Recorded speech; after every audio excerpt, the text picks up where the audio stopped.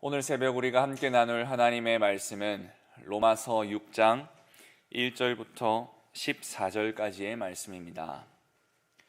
로마서 6장 1절부터 14절까지의 말씀 함께 교독하시도록 하겠습니다. 그런즉 우리가 무슨 말을 하리요? 은혜를 더하게 하려고 죄에 거하겠느냐? 그럴 수 없느니라. 죄에 대하여 죽은 우리가 어찌 그 가운데에 더 살리요? 무릇 그리스도 예수와 합하여 세례를 받은 우리는 그의 죽으심과 합하여 세례를 받은 줄을 알지 못하느냐? 그러므로 우리가 그의 죽으심과 합하여 세례를 받음으로 그와 함께 장사되었나니 이는 아버지의 영광으로 말미암아 그리스도를 죽은 자 가운데서 살리심과 같이 우리로 또한 새 생명 가운데서 행하게 하려 함이라. 만일 우리가 그의 죽으심과 같은 모양으로 연합한 자가 되었으면 또한 그의 부활과 같은 모양으로 연합한 자도 되리라. 우리가 알거니와 사람이 예수와 함께 십자가에 못 박힌 것은 죄의 몸이 죽어 다시는 우리가 죄에게 종노릇하지 아니하려 함이니 이는 죽은 자가 죄에서 벗어나 의롭다 하심을 얻었음이라. 만일 우리가 그리스도와 함께 죽었으면 또한 그와 함께 살 줄을 믿노니 이는 그리스도께서 죽은 자 가운데서 살아나셨음에 다시 죽지 아니하시고 사망이 다시 그를 주장하지 못할 줄을 알미로다. 그가 죽으심은 죄에 대하여 단번에 죽으심이요 그가 살아계심은 하나님께 대하여 살아계심이니 이와 같이 너희도 너희 자신을 죄에 대하여는 죽은 자요 그리스도 예수 안에서 하나님께 대하여는 살아있는 자로 여길지어다. 그러므로 너희가 못하게 하여 몸의 사욕에 순종하지 말고 또한 너희 지체를 불의의 무기로 죄에게 내주지 말고 오직 너희 자신을 죽은 자 가운데서 다시 살아난 자 같이 하나님께 드리며 너희 지체를 의의 무기로 하나님께 드리라. 죄가 너희를 주장하지 못하리니 이는 너희가 법 아래에 있지 아니하고 은혜 아래에 있음이라. 아멘.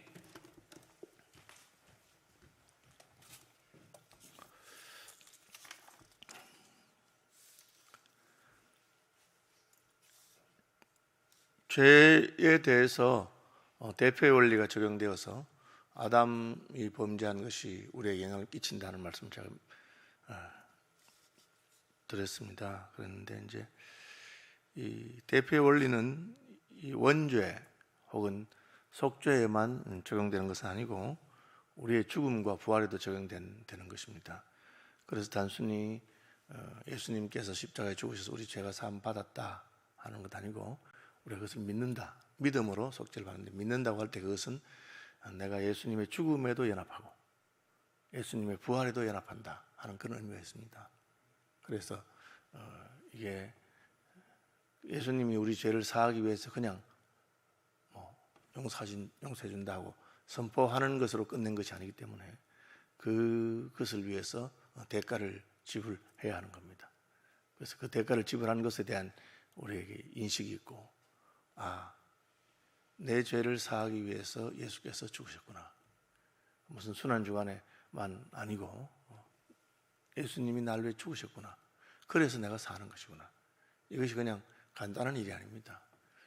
우리가 어떤 죄인이라도 어떤 죄를 지었더라도 하나님께서 다 용서해 주신다 하니까 또 어떤 사람들은 죄가 많은 사람이 더 많이 사함 받았기 때문에 또 죄가 많은 곳에 은혜가 다하기 때문에 그렇게 하니까 그냥 또 우리가 죄 지으면 또 용서함 받으면 되고 죄 지으면 은혜가 더한다 하는데 그래서 방탕하게 함부로 생활하는 것도 그냥 했다. 그렇게 주장하는 사람에 대해서 바울이 절대 그럴 수 없다. 왜? 이것은 그냥 죄 사함 받은 것이 아니고 예수님이 십자가에 죽으심으로 말미암아 받은 것입니다. 그리고 우리가 그것을 믿는다는 것은 그걸 믿는다는 겁니다. 예수님이 십자가에 죽으신 것이 나 때문인 것을 믿는 것이죠. 그것을 표현하는 것이 세례입니다. 그래서 오늘 본문에 보면은 무릇 그리스도 예수와 합하여 세례를 받는다. 그죠? 3절 무릇 그리스도 예수와 합하여 세례를 받은 우리는 그렇게 되어 있습니다. 그의 죽으심과 합하여 세례받은 줄을 알지 못하느냐. 그래서 예수를 믿는다고 할 때 그냥 믿는다고 말만 하면 되고, 그냥 난 아무것도 하나 안 해도 그냥 죄는 다 용서 받았고 죄는 상관없고, 이게 이제 구원파 같은 데서 나오는 그런 잘못된 가르침입니다. 그냥 예수 믿었으니까 모든 죄가 사함 받았다. 그럼 난 괜찮다. 죄책감에서부터 자유. 내가 더 이상 죄 문제 때문에 고민하지 않도록 죄책감에서 자유를 주는데, 그러나 예수 그리스도의 속죄와 구속은 단순히 죄책감에서 자유가 아니라 이 죄를 사하기 위해서 얼마나 큰 대가가 치러졌는가, 얼마나 큰 대가가 치러졌는가를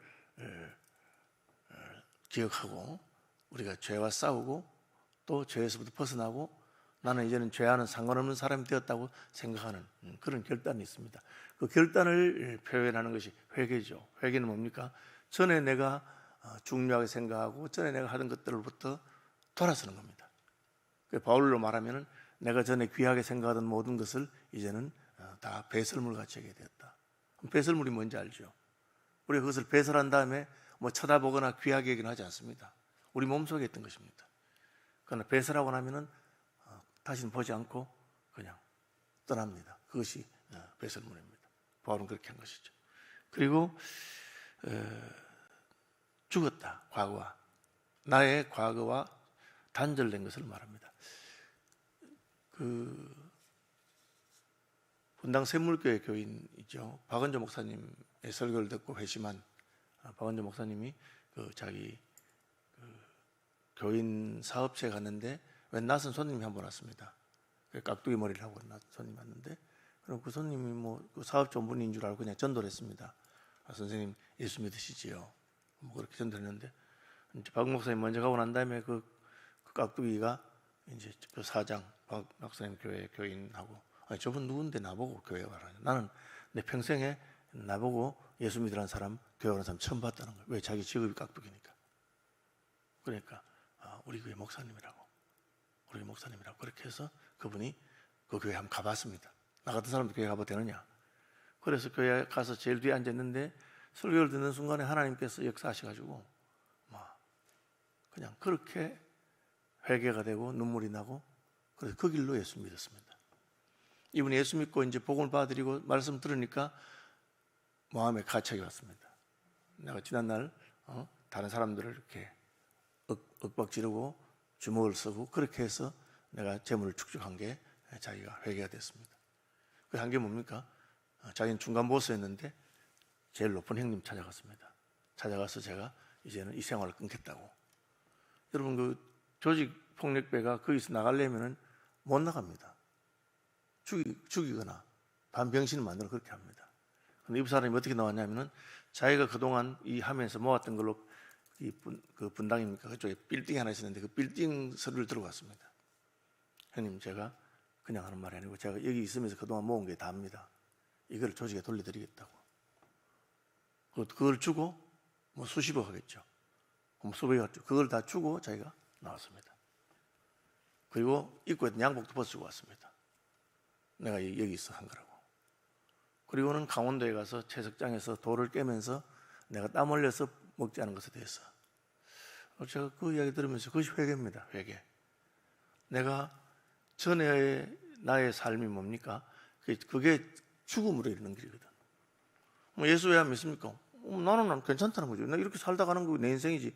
이게 죽음과 지옥으로 이끈다는 걸 생각하지 않기 때문에 회개하지 않습니다. 회개는 그렇게 하면 망하기 때문에 돌아서는 거죠. 근데 그걸 깨달으면 돌아서는 게 회개고, 회개의 표시는 과거에서부터 과거에 중요하게 생각하던 것이 더 이상 중요하지 않습니다. 왜? 예수와 함께 죽었기 때문에. 내가 지금 이렇게 사는 것 때문에 예수님이 죽으신 겁니다. 그러니까 죄에 대해서 분한 마음이 생기고 죄하고 싸우고 싶은 마음이 생기고 내가 그렇게 안 살아야 되겠다. 그것이 믿음이란 거죠. 믿음이라는 게 그건 단순히 그냥 예수님 내 죄 사한 걸 내가 깨달았다 알았다. 그게 이제 그 구원파에서 주장하는 겁니다. 일종의 지식적인 차원에서. 그러니까 그다음부터 해방된 거예요. 너는 더 이상 죄값 받을 필요 없다. 예수님 받았으니까. 그런 걸 말하는 게 아닙니다. 그것은 지식적인 어떤 깨달음으로 죄책감에서부터 해방이긴 하지만 그렇게 해서는 죄에서부터, 죄의 권세 혹은 죄의 능력에서부터 해방되지 못합니다. 해방되기 위해서는 우리가 예수 그리스도와 함께 다시 살아야 되는 거죠. 그게 이제 세례 받는 것은 예수의 죽으심과 합하여 세례를 받는다. 그러니까 세례 받을 때 이제 우리는 뭐 물을 이렇게 찍어서 뿌리기도 하지만 또 이제 물 속에 들어가기도 하고 하는 여러 가지 세례의 방식이 있는데, 그 구름과 바다 가운데서 세례를 받았다, 홍해를 지난 것을 그렇게 표현했거든요. 그래서 그것은 과거의 애굽의 종살이에서부터 빠져나와서 이제는 새로운 삶으로 가는, 그러기 위해서는 죽었다가 다시 사는 것 같은, 나는 이제 과거의 그 사람이 아니다, 내가 죽었다. 김익두 목사님이 처음 예수 믿고 한 것이 자기 부고장을 돌린 거랍니다. 예수 믿고 보니까 자기가 너무 평양에서 깡패짓하고 나쁜 짓하고 그 나쁜 놈이었는데, 내가 이런 나쁜 놈이었기 때문에 지옥 가야 되는구나. 내가 지옥 가지 않으면 내가 죽는 것입니다. 그래서 우리가 생물학적인 죽음을 하지 않지만 영적인 죽음, 사회적인 죽음, 사람들에게 나의 죽음을 알리는 것입니다. 그래서 여기 보면은 장사라고 되어 있죠. 예수와 함께 장사되었다. 장사라고 하는 말은 장례식을 말하는 것인데, 장례식은 생물학적인 죽음을 말하지 않습니다. 그것은 사회적인 죽음, 심리적인 죽음, 관계적인 죽음을 말합니다. 저희 아버님이 제가 초등학교 4학년 때 별세하셨습니다. 제가 장남이죠. 그때는 집에서 장례식을 하는데 어머님 뭐 소복 입고 있고, 제가 나이는 어린데 손님들 오면 인사를 해야 됩니다. 상주니까. 그래가지고 뭐 저는 뭘 모르고 그냥 장례식을 하고 했던 기억이 납니다. 아버지 장례식 때는 어머님이 뭐 있고 손님 하시니까. 그리고는 이제 산에 가서 매장하고 뭐 사무제라 그래서 그것도 지내고 다 이제는 조문격 다 떠나고 이제 어머님하고 저하고 동생들이 남았습니다. 딱 어머님이 제일 부르더니만 제보고 이렇게 한 말씀 했어요. 오원아, 이제 아버지는 돌아가셨다. 이제 아버지 돌아가셨다. 왜 그 말 왜 또 합니까? 이미 돌아가시고 장례식 끝났는데. 그 말 뜻은 이제 네가 큰 아들이고 하니까 동생들 앞에서 아버지 찾거나 뭐 그래서 생각하지 마라. 이미 아버지는 우리를 도울 수도 없고 떠나셨다. 우리끼리 살아야 된다. 다시 말하면 우리 마음을 다 잡는 겁니다. 이제 우리는 아버지 없는 삶을 살아야 된다 하는 것입니다. 그게 장례입니다. 여러 사람들 앞에서 그 사람 죽었다는 걸 알리는 겁니다. 그 사람 죽었기 때문에 더 이상 그 사람 없는 겁니다. 보고 싶은 무덤에 가서 이렇게 뭐 가볼 수는 있지만, 그러나 그렇다고 해서 그 사람이 살아나는 것도 아닙니다. 그게 죽음입니다. 그 죽음을 내 마음에 새기고 그 죽음을 다른 사람에게 알리고 하는 것이 세례입니다. 그래, 세례 받으면 그 사람은 더 이상 과거의 사람이 아닙니다. 그래서 이슬람권 같은 데서 선교사가 전도하면 선교사 모임에 참석해서 그 가서 뭐 선물도 받고 성경 공부도 하고 선교사 교제하고 아무 상관이 없습니다. 놔둡니다. 세례 받는다, 끝납니다. 세례 받는다 하면 그 사람은 우리 가문에서 끊어진 사람입니다. 저놈이 세례를 받았다 하면 그런 명예살인도 합니다. 왜? 그 의미를 알기 때문에. 그놈이 드디어 우리와의 모든 옛 관계를 다 끊고 새로운 종교에 들어가고 예수를 믿는다고 집안 떠난 겁니다. 한국 교회도 초대교회에는 그런 게 많았습니다. 예수 믿고 세례받는다 하면 그 사람은 가문에서는 떠난 사람입니다. 왜? 제사도 안 지내고 우선순위가 부모도 아니고 형제도 아니고 예수가 우선순위이기 때문에. 왜? 예수와 함께 죽고 끝이 아니죠. 그 다음에 예수와 함께 삽니다. 그럼 예수님과 사는 거죠. 왜 결혼식 때 그 신부 아버지가 웁니까? 결혼하고 나면 이제 이 딸은 저 남자하고 사는 거예요. 사회하고. 주는 거죠. 그러니까 우리 집안에서의 모든 것은 끝납니다. 그게 출가죠. 출가 외인이라. 남자도 마찬가지죠. 결혼하면 장가. 결혼식하고 똑같고 장례식하고 똑같습니다. 그것을 보여주는 겁니다. 예수 믿는다는 그런 거다. 그냥 뭐 믿는다고 뭐 이름 하나 걸어놓고 그럴 것 같으면 뭐 죄에 대해 신경 쓸 것도 없고 뭐 죄 지으면 용서해 준다 하잖아. 죄가 많으면 은혜가 더 많다 하니까. 절대 그런 말이 나올 수가 없다는 겁니다. 어떻게 그런 말이 나옵니까? 나는 몸을 파는 여자였습니다.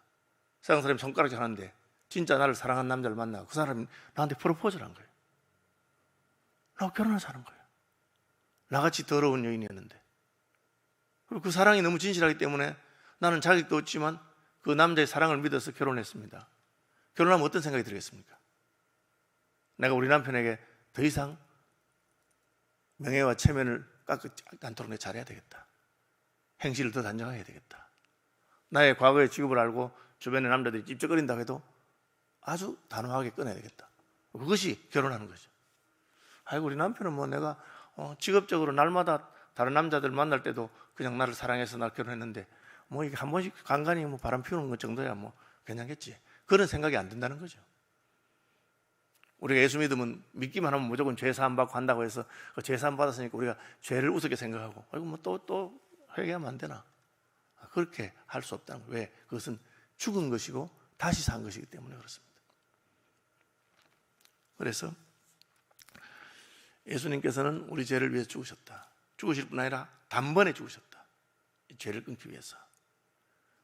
여러분, 웃기는 말로 이런 말이 있습니다. 세상에서 제일 끊기 쉬운 게 담배다. 오늘 담배 끊기 얼마나 힘든데 왜 담배 끊기 쉽다 하냐 하니까 나는 뭐 작년에도 끊고 올해도 끊고 해마다 새해만 되면 담배 끊는다.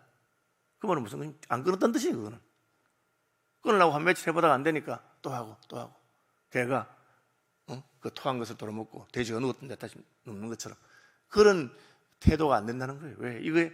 이게 내가 죽은 것이기 때문에. 예수께서 날 위해 죽은 것을 생각하니까 야, 이걸 왜 죽었구나. 그러니까 이게 되는 게 아니죠. 그 마음에 단단한 결심이 있는 겁니다. 바울이 그 이야기를 합니다.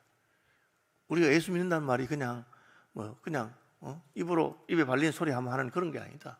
그것은 하나님 앞에서 자기의 옛사람을 죽었다고 인정하는 것입니다. 무가치하다는 것이죠. 내가 그렇게 살아는 그 인생은 내게 아무 의미가 없다는 거예요. 그냥 욕망에 매여 있고 죽음에 매여 있고 그렇게 살았는데 이제는 내가 제대로 한번 예수 믿고 예수 믿었으니 하나님 기쁘게 한들 살겠다. 그게 이제 그의 죽으심과 아파에 장사되었고 또한 그의 부활을 본받아 연합한 자가 되리라. 우리가 알거니와 우리 옛사람이 예수와 함께 십자가에 못 박힌 것은 이 과거형입니다. 에오리스트라고 그래서 못 박혀서 끝난 거야. 예수 믿는다고 고백할 때 그때 나도 죽었다. 갈보리산에서 예수님이 나 같은 죄인을 위해 죽으실 때 나도 죽었다. 그럼 지금 내가 사는 것은 오직 부활하신 예수께서 내 속에 사는 것이다. 여러분, 우리가 하루아침에 뭐 거룩하게 되고 성자가 되고 예수님처럼 되지 않습니다만은 이 근본적인 어떤 변화가 일어납니다. 이 인생의 가치관의 변화, 내 선택의 변화가 일어납니다. 예수 믿고 중생한 사람은 그게 다 이해가 됩니다. 저는 목사지만 제대로 못 사는 부분이 아직도 많이 있습니다. 그럼에도 불구하고 어떤 길을 가야 하느냐에 대한 건 분명합니다. 무엇이 옳으냐 무엇이 그러냐, 내가 어떻게 살아야 되는 것인가. 내가 목사가 되어서 돈을 탐한다. 돈이 좋죠. 그러나 그것이 잘못된 것은 확실히 알고 있습니다. 아무리 천만금 천억을 가져준다도 그것이 옳지 않다고 알고 있습니다. 다른 것에 대해서도 다 마찬가지입니다. 그것이 회개요, 그것이 세례입니다. 그리고 회개하고 세례받은 사람은 그 과거에 더 이상 매여 있지 않습니다. 이것을 이제 연합이라, 예수와 함께 연합하는 것입니다. 여러분 다 세례받으셨잖아요. 저도 세례받았습니다. 그때는 그 의미를 몰랐을지 모르지만 지금 세례받았구나. 그럼 과거와 단절하고 우리가 어떻게 새로운 삶을 삽니까? 예수님과 연합하기 때문에 사는 거예요. 부활하신 예수가 우리 속에 계셔야 사는 겁니다. 이게 안 되면 결코 살 수가 없습니다. 몸 팔던 여인이 어떻게 새로운 삶을 살 수 있습니까? 나를 사랑해주는 그 남편이 나를 인정해주고 남편이 나와 함께하고 남편이 나를 책임지기 때문에, 내가 더 이상 그런 짓으로 돈 벌지 않아도 남편이 나를 사랑해주고 나를 책임져주기 때문에 내가 되는 겁니다. 그래서 이제부터는 내가 뭘 하더라도 하겠다. 우리 교단 선배 가운데, 신학교장 선배 가운데 예수 믿자마자 처음 한 일이 그분이 거창에서 술도가를 크게 하던 집이었습니다. 술도가 다 팔아서 가난한 사람 다 구제하고 빈 터뜨려야 됐습니다. 형인데 동생들이 형님 그럼 우리는 뭘 공부하고 우리는 뭘 먹고 살아요? 그러니까 내가 어떻게 수고를 하고 땀을 흘려서 너 먹이 살리겠다. 우리가 이렇게 여러 사람들 죄짓게 하고 술 팔아서 번 돈으로 호의호식하는 건 원치 않는다. 내가 몰랐을 때 그랬지만 이제 예수 믿고 알았으니까 그게 얼마나 쉽지 않은 일이겠습니까? 그런데 그렇게 하는 거예요. 제가 예수 믿고 나니까 내가 그렇게까지 못해도 그분이 바로 믿은 분이구나. 그분이 진짜 예수와 함께 죽고 예수와 함께 다시 살기를 바라는구나. 그거는 인정이 돼. 사랑의 원자탄 손양원 목사님 같은 분들 자기 자식 죽인 원수를 받으려 용납하는 거, 나보고 할 수 있냐 하면 내가 자신 없지만, 그러나 진짜 손 목사님이 바로 예수 믿은 분이고 잘하시는 분이고 우리도 저렇게 믿어야 하는데 그건 안다는 거죠. 그죠? 그게 예수와 함께 삶을 삶. 어떻게 가능합니까? 예수가 나와 함께 살기 때문에. 내가 그리스도와 함께 십자가에 못 박혀 죽었나니 그런 얘기 전에 내가 산 것이 아니고 오직 내 안에 예수께서 사신 것이라. 이제 내가 육체 가운데 사는 것은 나를 사랑하사 나를 위하여 자기 몸을 버리신 하나님의 아들을 믿는 믿음에 산다. 그것이 바울은 한결같이 그 말합니다. 나는 죄에 대해서 과거에 대해서 내 사람은 죽었다. 나는 이제 새 사람이 이끌도록 한다. 왜? 그것이 내 정체성이기 때문에. 그것이 나의 본질이기 때문에. 구원받은 사람은 그런 사람입니다. 말씀 묵상하시면서 기도하는 아침 되길 바랍니다. 하늘에 계신 우리 아버지, 아버지의 이름을 거룩하게 하시며 아버지의 나라가 오게 하시며 아버지의 뜻이 하늘에서와 같이 땅에서도 이루어지게 하소서. 오늘 우리에게 일용할 양식을 주시고 우리가 우리에게 잘못한 사람들을 용서하여 준 것 같이 우리 죄를 용서하여 주시고 우리를 시험에 빠지지 않게 하시고 악에서 구하소서. 나라와 권세와 영광이 영원히 아버지의 것입니다. 아멘. 자, 이렇게 기도하시기 바랍니다.